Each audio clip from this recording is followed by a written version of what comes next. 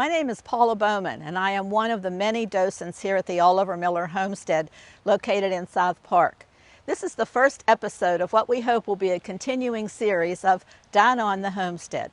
This one deals with how we would have preserved our foods.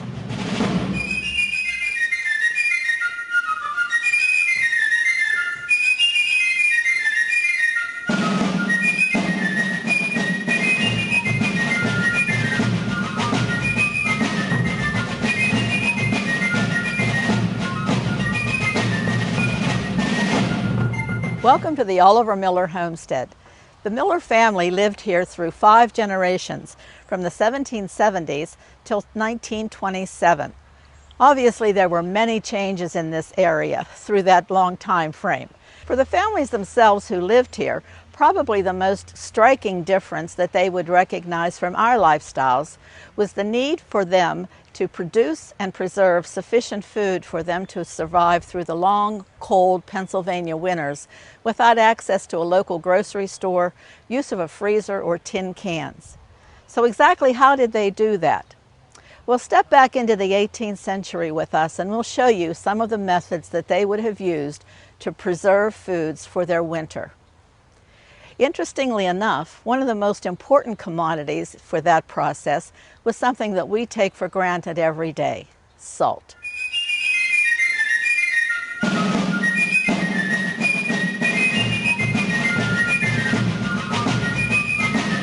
Salt is actually more interesting and more valuable than you might think, because it wasn't until the beginning of the 20th century when new ways to preserve food made salt lose its value.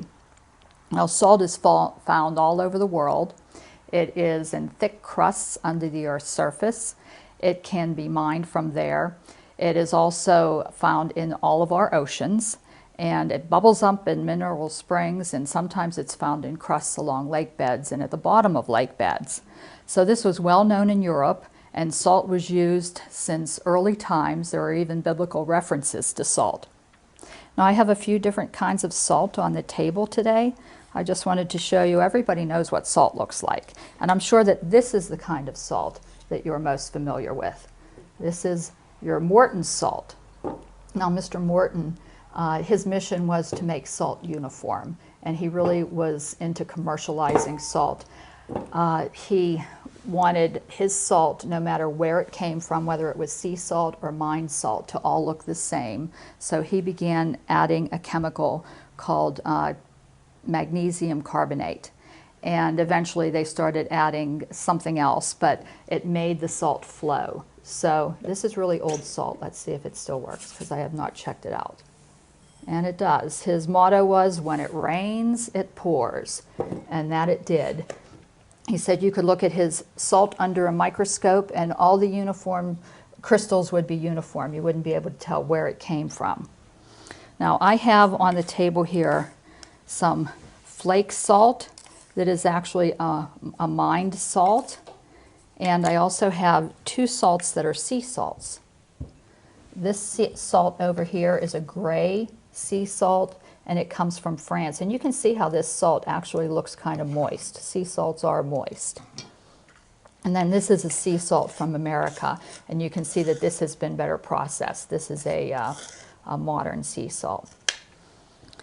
It was important for people to keep their salt dry, because until Mr. Morton added chemicals to the salt, it would clump up very easily.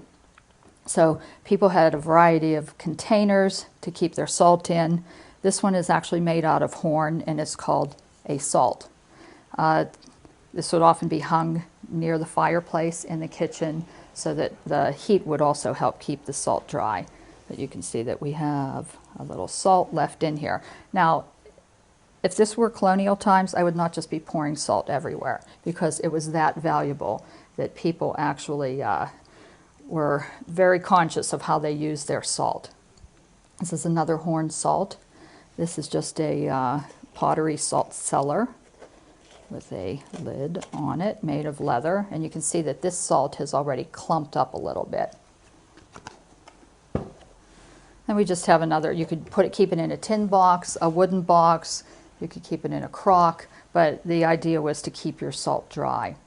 Salt signified health, wealth, and preservation. And especially if you lived in an area where salt was rare and you had a lot of it, you were considered wealthy. So salt was so important in the 18th century. It was mainly used for preservation, though. The people found other ways to flavor their foods besides salt, and most of those were herbs. We have some herbs that have been dried here, and we're going to show you some fresh herbs in just a little while.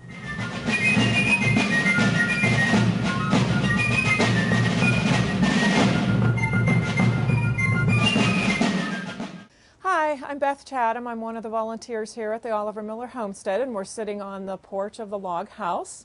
And right next to the log house is our medicinal and herb garden. And I'm going to be talking about a few things that the early colonists brought over with them to help them start their herb gardens here in early America. Some of the things that they brought over very early were herbs like thyme and basil and peppermint. And peppermint's also known as an escape because when they brought it over, it didn't want to stay in its borders, and it escaped and it grew wild and it became naturalized here in North America. These herbs were very important to the early colonists. They used them in cooking, and it helped to flavor the foods just as we do today, but it also helped to mask some flavors of foods hadn't necessarily been preserved as well as they should have. They also used the peppermint and spearmint plants for tea because these plants were not taxed by the British, so they wanted to use this instead of the black tea that was coming from other places. This is the Monarda plant or bee balm. It was used as a tea, and it's native to North America. The Oswego Indians would also use this as tea, and we learned from them to use it as a tea. The last one that I want to talk about is tansy, and they would actually take this plant and rub it on raw meat, and it kept the flies away, and it also helped to keep the meat from becoming rancid. All of these foods were very important to the colonists. They used all of them to help flavor the food, drink them as teas, as well as for medicinal purposes and keeping their families healthy all through the year.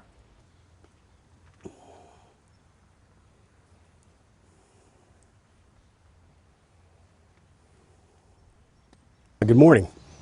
You're here at the Oliver Miller Homestead, and today I'm going to demonstrate a couple of types of brining that was done over the centuries. The first one I'm just going to talk about, and that's the way that the colonials or the colonists preserved their meat. Salt is very, very important in the brining process. We will use a coarse ground salt, which today we know is kosher salt, and the reason you use a coarse ground salt is so that you can force the salt into the meat membrane itself. The way this brine was made in the 18th century was very, very simple. You would take a gallon of water, add enough of the coarse ground salt to the water to float a fresh egg. Usually around a pound of salt would do it. Bring that to a boil, then allow that to cool. Once it's cooled, you can then start processing your meat pieces. And you can do any kind of meat. You can do beef, you can do chicken, you can do fish, you can do pork. For our purposes, we're going to do pork because pork was a big staple during the 18th century for the Western Pennsylvania farmers. The way that is done is that you would use a cask, a wooden cask, or you could use a crock or jars if they were available to you. The way that's done is that you put some salt in the bottom of the crock. Then you take your pork pieces and fit them into the crock. Make sure everything's fitting tight. After you've washed them and coated them with the coarse salt, then you pack them tightly into the crock. Once that's done and your crock is full of meat, then you'll take your salt mixture that you made in your cast iron kettle, and you'll pour that cooled mixture over top of the meat. It's important to make sure that the meat is completely covered with the saltwater brine, and that brine will then start to work the meat, and what you're doing is curing your meat. One of the additional things that you need to do with this after you've sealed your crock and put it in an area where you want to keep it cool. In those days, in the 18th century, we would have stored it in an area that was below 60 degrees to keep it cool. Now, the one additional thing that you have to do whenever you brine in the 18th century way is that at least once a week for 4 weeks, you're going to need to remove that meat from the crock. You're going to need to stir the brine and then return the meat to the crock and reseal it. And each week, go back and do that for a month. Once you do that, after that month, that meat will be cured. Then the meat is ready to be prepared any way you want to. But you want to make sure before you start cooking your meat that you rinse the meat and get the salt off the meat and then cook it the way you would cook it. Roast it, fry it, whatever way you wanted to do. That is the way they would have done in the 18th century.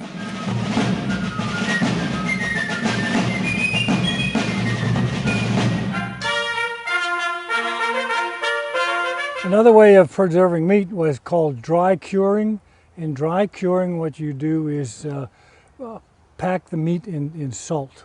The idea is to draw out as much water as possible. Their mixture would have been salt, sugar, and saltpeter. This is the kind of sugar that they would have used in all likelihood, raw sugar, brown. So I've mixed some raw sugar and some salt in here. We're going to put the ham in the bowl, and we're going to rub the salt in, get it in. The salt will draw out the moisture, which will tend to prevent spoilage and tend to prevent insect attraction. And the sugar will create a coating over the ham or whatever meat it is you're doing, and it will create a barrier almost impervious to insects. Once this is done and you put it in the smokehouse, which we're going to do in a minute or two, then it's up to the smoke to cure the meat final stages, all right? So that's what we're going to do now. I've got some string that I prepared.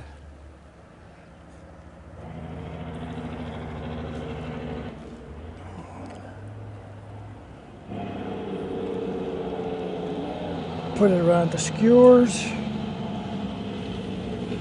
and that will hang the meat.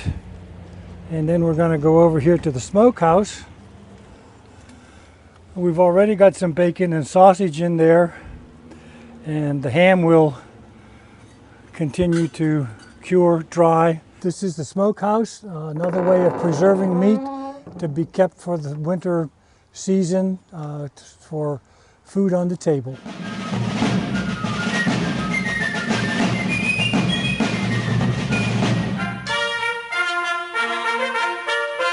Making sausage was just another way to provide food that could be kept through the winter and made available whenever it was needed. Sausage comes from the end products of all of the butchering process, which was done in the fall when the weather turned cold, so that they had enough time to work with the meat so it wouldn't spoil due to hot temperatures. So once the butchering done and they had the hams and the bacon and everything, what was left was converted into sausage, which I have put in the sausage gun here. We're going to take a section of intestine from the pig, which has been washed and cleaned.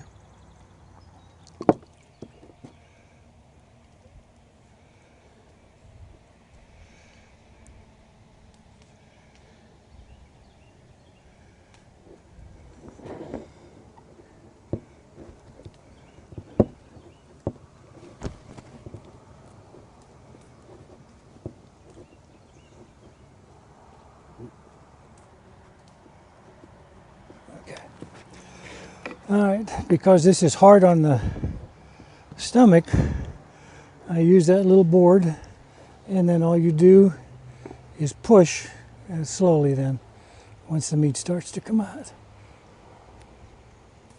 As you can see, it's a simple process. Takes a little bit of time and a little bit of muscle.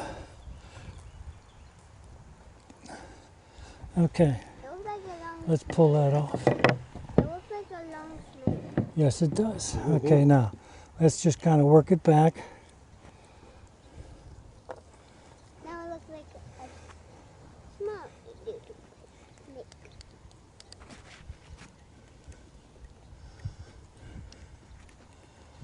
Get the air out.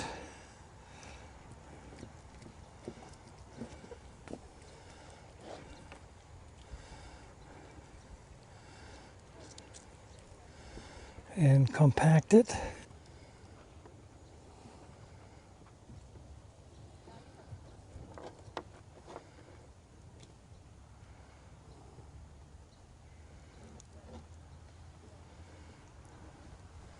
Okay. Make it. You make it. You make it. That comes from a pig. Oh.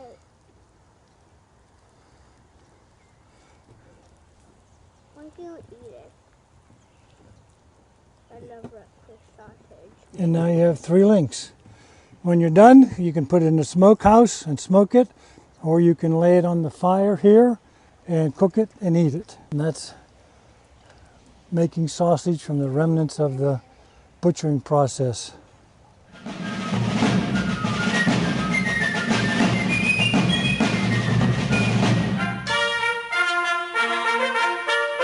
Hello, we were just getting ready to make some sauerkraut and to test our pickles. My name is Benjamin Custard. My family is from Germany. This is my wife Ruth, and her family is from England. And as everybody knows, the English and the Germans love sauerkraut, and we have a pretty good recipe. I've already made a barrel of sauerkraut that will be our family's food for this upcoming winter. And now I'm going to make one of my specialties that my family really enjoys, making sauerkraut with sliced apples and sliced onions. And I'm going to just slice some sauerkraut, some cabbage here. And you don't want to forget the peppers. And I the won't dried forget the cherries. peppers. And dried cherries. So I will layer my cabbage in my crock. And then I will cut an apple up and put that in there. Oh, it looks good already. Nice big apple from our orchard. That we had plentiful amount of apples this year, Benjamin. So we will put some apples in our crock. And then I will take an onion, slice it in nice thick slices. We had a bountiful garden this year too. Then I'll pour in some water, a little bit of water, then a little bit of vinegar. And the vinegar helps it get started, huh? Yes, it does.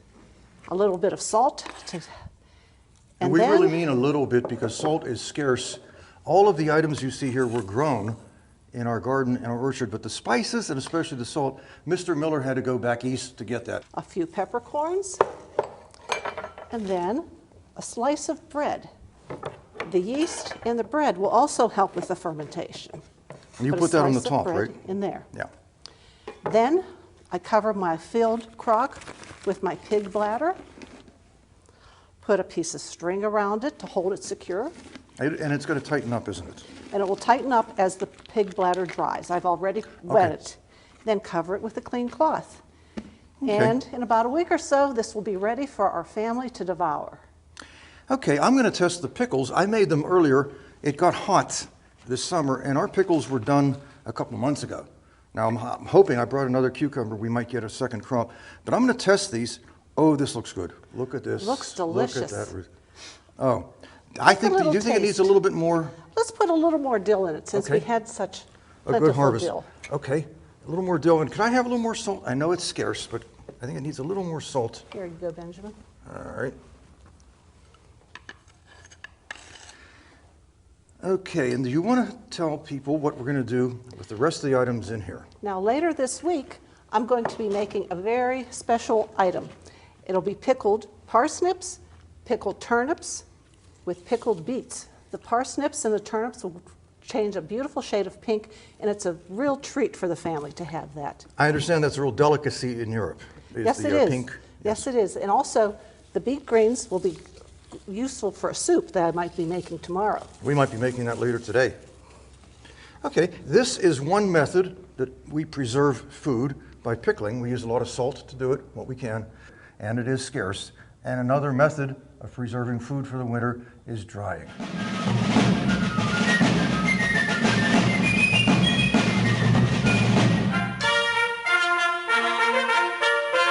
Hi, and welcome to the kitchen.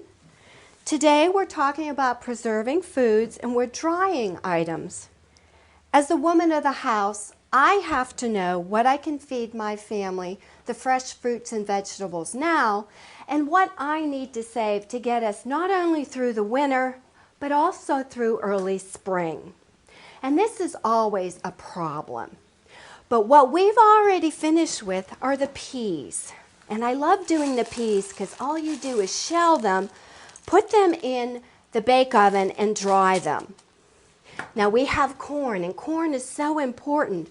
But to prepare the corn, we have to boil the cobs for several minutes, scrape the kernels off, and again, we dry those in the bake oven. And we will stir those to make sure they don't stick. We have some pumpkin here. I personally don't like doing the pumpkin because it's so hard to cut, but it's such a good thing to have later in the summer or in the winter. So what we do is we'll cut the pumpkins, slice them, core them, and then we dry them in the bake oven. Now sometimes you'll go to people's homes and they'll have in the ceiling of their kitchen slices of pumpkin on a stick hanging in front of the fire. It's just a personal preference. Now, we also have green beans drying in front of the fire. It's important for the green beans to get a lot of warm air but not be dried in the sunlight. Mushrooms. These are really simple, and with all the rain, you'd think that we would have found a lot more mushrooms this summer, but we really haven't. What's great about the mushrooms is basically you just string them, hang them in front of the fireplace, and you let them dry out. But the most important thing is you have to remember to turn the mushrooms. When they're nice and dry, we pulverize the mushrooms into a powder, and they make a wonderful addition to soups and stews, especially in February when we're really down to just broth. Green beans. Miss Ellen is stringing green beans. And what's nice about the green beans is all you do is have to string them. There's no preparation. But what you do have to remember is they have to be harvested on a dry day. So what we do is we hang them in the warm air, we leave space in between, and we just dry them. And we actually have some that have already dried, but we found some extras in the fields. Now apples are also fun because you peel, core them, and slice them, and you can string them like this and hang them near the fireplace, or we have some above the window, and they'll air dry. They'll get nice and rubbery, and then when they're totally dry, we put them in sacks and save them and pull them out when we need them. A lot of these items will be put into sacks and stored until time comes. And there's no special equipment that's needed. Basically, it's string and a thread. And everyone has these on the frontier. And if you don't have something, say you don't have apples, but your neighbor has beans, you can swap. It's a barter system. So we have a lot of apples this summer, and we've had beans. So if any of our neighbors come to us and say, I need something, we'll swap some things out. Now, since the kitchen is hot and dry, there's no refrigeration in here. So I'm going to send you down to the spring house to see what kind of magic happens there.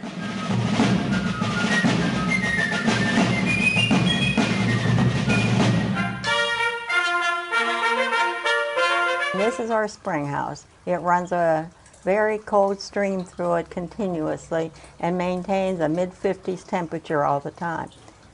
And that enables us to preserve things by using cold. One of the things that we preserve is root vegetables. And root vegetables include your onions, your potatoes, and your carrots. And they would usually be put in a basket and preserved that way. Some of our other things that we preserve are dairy products. like eggs, butter, cheese, anything like that, creams. Now, not all eggs can be eaten, so we have to check them very carefully, but we do preserve them that way. The other thing we preserve is fruit, like apples and pears, hard fruits. Along with all that, we can also preserve some meats in here. Meats that have not had further processing can only be kept for a short period of time. But if they've already been processed, like salted or something, they can be kept for a much longer time in here. The spring house is a little building, but it's very important to our preservation of food so that we can make it through the winter. We hope that you found this interesting and informative. Perhaps some of these methods you might actually want to try yourself in your own kitchens. If you would like more information on that, we encourage you to visit the Oliver Miller Homestead or check out our website at www.olivermillerhomestead.org. Thank you for listening. Goodbye.